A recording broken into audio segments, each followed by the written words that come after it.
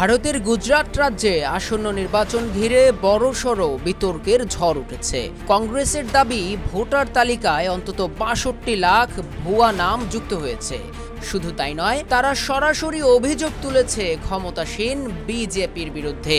অভিযোগ, ভুয়া ভোটারদের মাধ্যমেই বিজেপি সাম্প্রতিক নির্বাচনগুলোতে রেকর্ড জয়ের ভিত গড়েছে।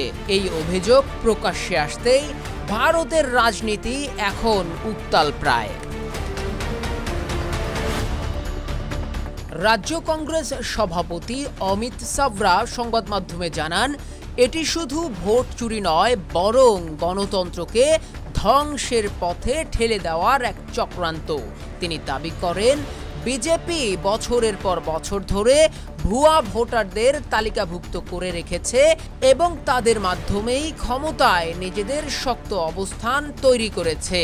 অন্যদিকে বিজেপি এই অভিযোগকে সরাসরি নস্যাৎ করে বলেছে, এটি নির্বাচনের আগে ভোটারদেরকে বিভ্রান্ত করার কংগ্রেসের একটি কৌশল মাত্র। রাজনৈতিক বিশ্লেষকরা বলছেন, অভিযোগ যতই রাজনৈতিক হোক না কেন, এত বিপুল সংখ্যক ভুয়া ভোটারের বিষয়টি ভারতীয় গণতন্ত্রের জন্য একটি ভয়াবহ সতর্কবার্তা।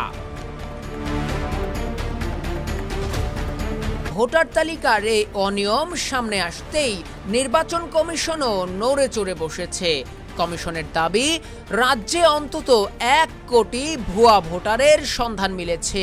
একই নাম ও ঠিকানা একাধিকবার ব্যবহার করা হয়েছে, এমনকি অনেক ভোটারের বয়স ও লিঙ্গ পর্যন্ত হুবহু মিলে গেছে। প্রথমবারের মতো কৃত্রিম বুদ্ধিমত্তা ও ফেস রেকগনিশন প্রযুক্তি ব্যবহার করে ভোটার তালিকা যাচাই করা হচ্ছে।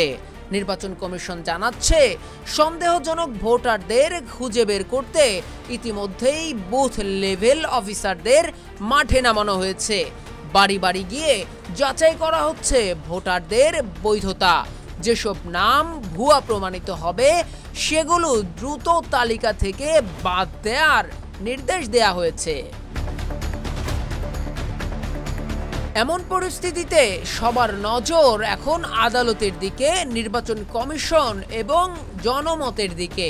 যদি কংগ্রেস তাদের প্রমাণ আদালতে হাজির করতে পারে, তবে তা বিজেপির জন্য বড় ধরনের বিব্রতকর পরিস্থিতি তৈরি করবে।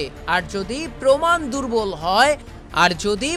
দুর্বল হয় তবে এটি নিছক রাজনৈতিক অভিযোগ হিসেবেই ধরা হবে। তবু প্রশ্ন থেকে যাবে, যদি ১ কোটি ভুয়া ভোটার সত্যি থাকে, তবে তা শুধু গুজরাট নয়, পুরো ভারতের নির্বাচনী ব্যবস্থার বিশ্বাসযোগ্যতাকে বড়সড়ভাবে প্রশ্নের মুখে ফেলে দিবে। নির্বাচন কমিশন আশ্বস্ত করেছে, সংবেদনশীল বুথগুলোতে বাড়তি নজরদারি থাকবে এবং প্রতিটি অভিযোগ খতিয়ে দেখা হবে।